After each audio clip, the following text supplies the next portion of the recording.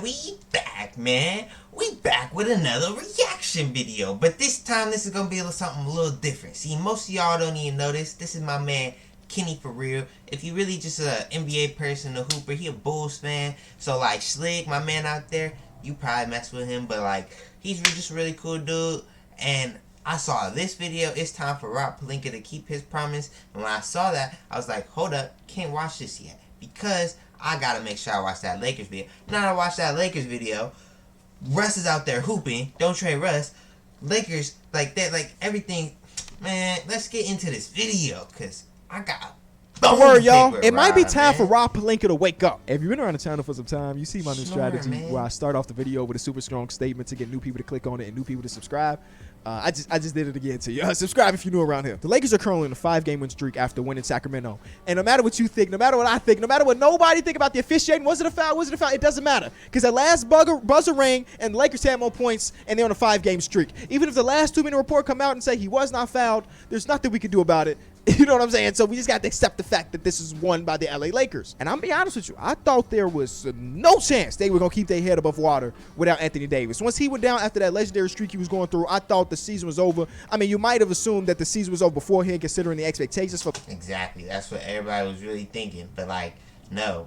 Anthony Davis was going on that legendary streak because LeBron's like, shit, I could chill. He's doing what he's supposed to do. If I'm here... It's easy, bro. I'm going to dime you up. Russ is going to dime you up. You good, bro. For LeBron James' team, whatever. It felt like they were going to be a team on the outside looking in. And I'm recording this video. They're in a 5-game win streak. They're 19-21. And they're still currently on the outside looking in because the Timberwolves are also winning games. Shout out to them. So they're in the midst of playing some of their best team basketball. 5-game streak. The longest active streak in basketball, tied with the Memphis Grizzlies. And they're still not even in the play-in. Damn. But really? I didn't check it. Bro. Rob, bro. What are you doing? See, Kenny's a real polite man, but Rob, dog, why did we get rid of Magic Johnson for your fruity looking ass, bro? You don't know shit about running an organization right now. Nothing. Absolutely but hey, nothing. I'm just saying there's a blueprint. There are things happening that you can be excited about as we continue throughout the season. And with them having these crumbs, these little pieces, them staying afloat without Anthony Davis, and eventually them getting Anthony Davis back someday. They said he was progressing well, so I don't know exactly what that means, but he will come back eventually. The promise that Pelinka made this season, going into this season, he might have to actually try to fulfill those. So he might have lied to Bron. Pelinka made his feelings clear that he wants James to retire as a Laker and promised to provide. Listen to this. He promised to provide him with every resource possible to compete for a championship each year he's with the organization. And again, as I mentioned earlier, there's been a lot of reports about their hesitancy to throw the 2027 pick and the 2029 pick in any trades because they feel like this season might be somewhat lost.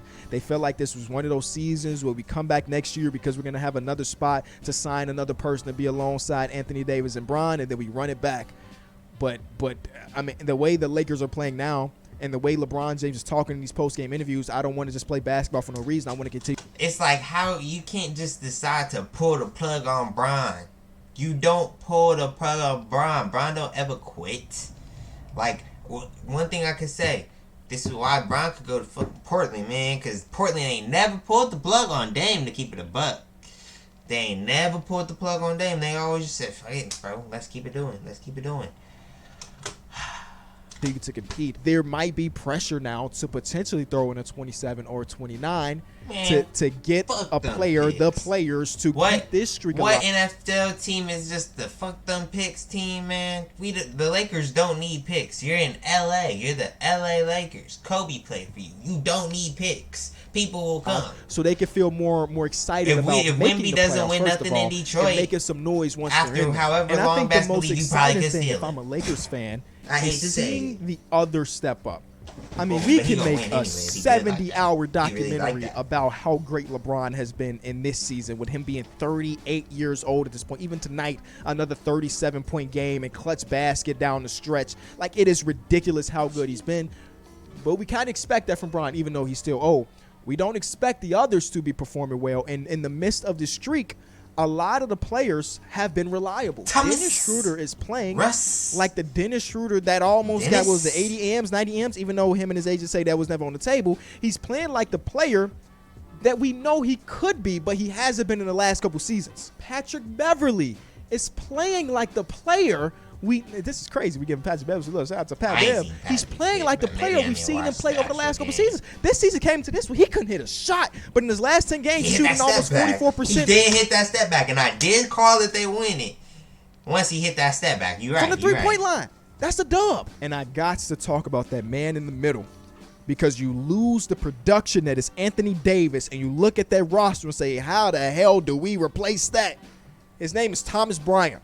And Thomas Bryant has always been an up and down player, but what was it, Achilles, ACL, whatever, he had a major injury, obviously. He was looking pretty good, and now, I mean, tonight, he was, in a lot of the cases, the best player on the court outside of Bron, and I guess outside of fourth quarter Fox, and I guess outside of what DeMonte Sabonis. Regardless, they're getting high-quality production from Thomas Bryant as well. And listen, Russ's season has been as up and down as anybody. When he started off the year as a starter, he was terrible, and then they put him onto the bench. He was in 6 Man of the Year. I think he still might be the front runner for 6 Man of the Year. They put him on the bench for a month. He was the guaranteed that. And then last month, he took another step back in his efficiency and his turnover rate. But in the last couple games, at least during his streak, he's been playing some of his best basketball as a Laker. So you're getting all of that happening at the same time, and you're like, Rob, okay, we're doing our part. Now, what can you do to help us elevate even further? Because outside of that, you still have like Juan Toscano-Anderson getting minutes. And I know once Anthony Davis comes back. That's what I'm saying. That nigga was getting heavy rotational minutes in that Hawks game, bro. Way too many minutes in that Hawks game, bro. Shout out Juan, doing it for the Tijuana, or I don't know, whatever. Where is it? Nope. I have the map there, but I still can't see it. Anyway, he was doing it back for Mexican City, so. But there's no reason he should be getting minutes. Back, you're probably not going to get a lot of those, but still, he's getting minutes. What does he do? And I got a lot of love for Juan T, man. Yeah. I'm super happy that he was able to get his championship and then get another contract post that. But, like, as of right now, when I'm watching him play, I'm like, get those minutes to Wenyen Gabriel. That's the point we at right now. And I failed to mention, Kendrick Nunn wasn't amazing tonight, but the previous night he was really good against the Atlanta Hawks. So a lot of the role players are now stepping up to the point you want them to step up. The only thing is, I would hope that for LeBron's sake, because I do want to watch Bron in playoff atmosphere again. There's not a lot of things better as an NBA fan throughout the. I came in and thank you, Kenny. See, me and Kenny share a lot of the same beliefs. We both believe in high-quality basketball. It's just, however, I feel like it's fuck that nigga Rob, bro. I do not need no ties. I will sever all connections to Rob Pelinka and the Lakers. I do not need to go there. I am a Pistons fan anyway. I would never, ever disrespect anything that they are doing up in there. Nope. Dwayne Casey, everybody, like, we're all cool. Troy Weaver, cool. The other guy, he needs to sleep. He has terrible eye bags. But Kenny, me and him, in 2003, 2004. So basically, for the entirety of my lifetime, I've seen LeBron James compete in playoff series, at least until the last couple seasons. I want to see it again. But the question is, and this is a conversation me and the guys had on the podcast, the Studio Wire podcast, if you're interested. What is out there? Because right now, it's not necessarily a buyer's market. How many teams have pieces that are selling right now that you can be interested in, that you can use 27 and or 29 to increase your odds? Because I've been reading a lot of articles about potential deals, and none of them make me be like, yes, that's the one. I am actually more interested in the trades that it's like two separate deals. One of them throw 27 and one of them throw 29 for two different players, or a combination of three players, or whatever it may be. Because again, outside of who's selling right now, if I look around the league, you can make an argument that the Washington Wizards should be selling. Again, they probably never will. You can make an argument that the Toronto Raptors might end up selling, but Masai Ujiri doesn't take me as a seller. He always takes me as a move a piece here and there, and then we retool. He doesn't seem like a guy that's going to like really, really sell. Hornets may have got some stuff that you're interested in, but like this is not a buyer's market. He's getting there. But I'd say the Magic got influx of bigs. Like if you want to get length, I'd go get bogey. Like, I throw Magic and the Pistons both a pick. Go get you one of them lanky niggas over there from the Magic, and go get you Bogdanovich. That nigga's strapped. Pistons are always going to be the team that everybody's talking about because they have Bojan Bogdanovic, and we know for sure that the production that we get from Bojan Bogdanovic can be applicable. Anyway. Is that the word? Can be applied to every single other 29 teams. It don't matter if you the Houston Rockets and you don't got nobody to create for him, or if you got the best passer of all time on your team, he is going to be a productive and really good NBA player. Yes. And of course, his name is tied to a team like the Lakers. But like, when this deadline hit, will the Lakers be able to put together the best package for a guy like Bojan? But the thing that's true. That's true. Hey, Bojan been hooping. Man, they got 2 picks. Man, I might need 2 picks and like a solid player, man. Give me like a nice little player on the back end, man. Give me a Cam Reddish, man. Let me get a Cam Reddish. That makes me the most excited about what the Lakers are doing right now. Is that the offense is good. Cam Reddish, maybe. If you remember, they were the worst 3-point shooting team ever through the first couple weeks of the NBA season. And during the last 2 weeks, they're a top 10 offense. The defense is struggling, but they lost Anthony Davis, who's a DPOY candidate before his injury. And I know everything is not sustainable. I don't expect Dennis Schroeder to go out there and start averaging 20 points per game regularly, like putting that up every night. But again, you're starting to see the corner be turned from them on the roster. And again, I said I could talk about LeBron James and his greatness all day. Grab my head! I'm listening to this and I really need to get my background music fixed. I mean, it's kind of ridiculous what he's doing right now. So ridiculous that Skip Bayless, who had been a hater of Bron for 20 seasons, is like, I like him now. I also think that he did that because he was catching a lot of flack for the stupid-ass tweet that he put out. And shout out to DeMar. Kenny, just don't even start, man. Don't even start, man. LShmiitty viewers don't want another Skip Bayless speaking gibberish, man. I'm so happy that he's doing at least decent. And I mentioned that they're on the outside looking in still, even with this 5-game winning streak.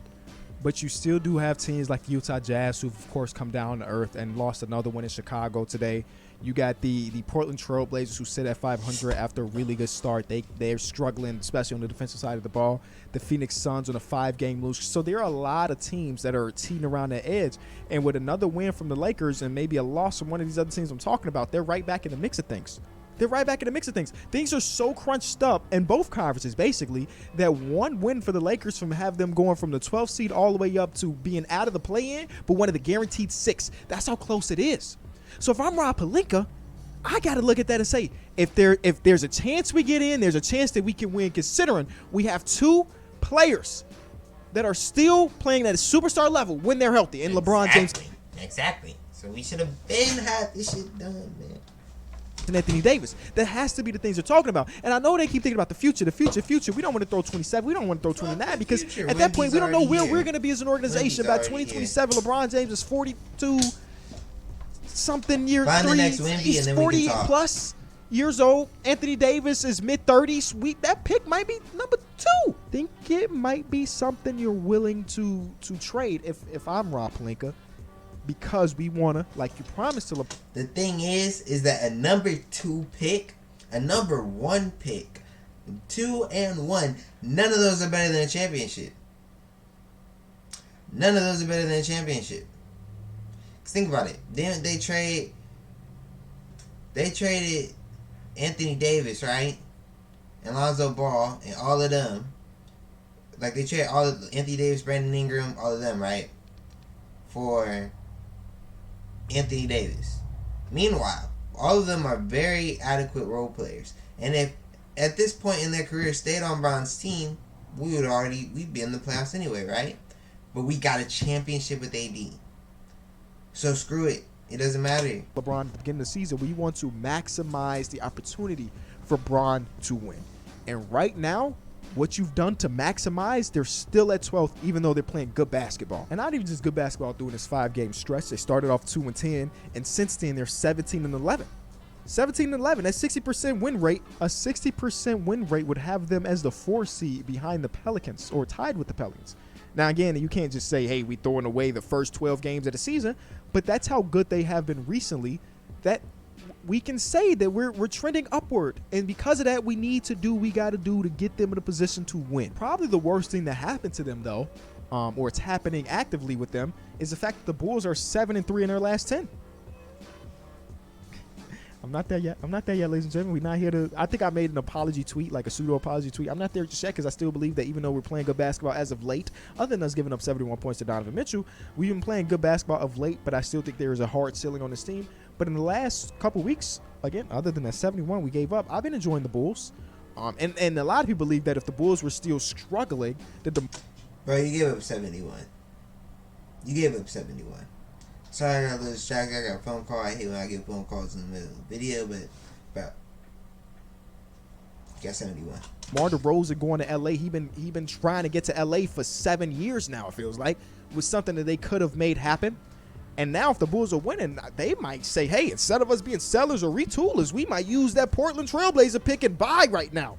So the Bulls winning right now is probably not the best for them, but it is a long season, and it is. Bulls don't want to do that because Zach LaVine is not him. Zach LaVine is a fraud, bruh. He's a fraud. He's just not that good. So, I'm sorry, Kenny, but no, your Bulls are going nowhere. There's no point in them selling now because we're getting Wemby. Like, that's done. You're not going to lose as many games as the Pistons. We don't have Cade Cunningham for the rest of the year, and we're about to sell the only person winning us games. And Adam Silver can't say nothing about it because it's for picks. Like, that's a strategical thing. This just happened. Pels just played the Mavericks. Hella games. So we will see y'all in the next one. Schmitty is out.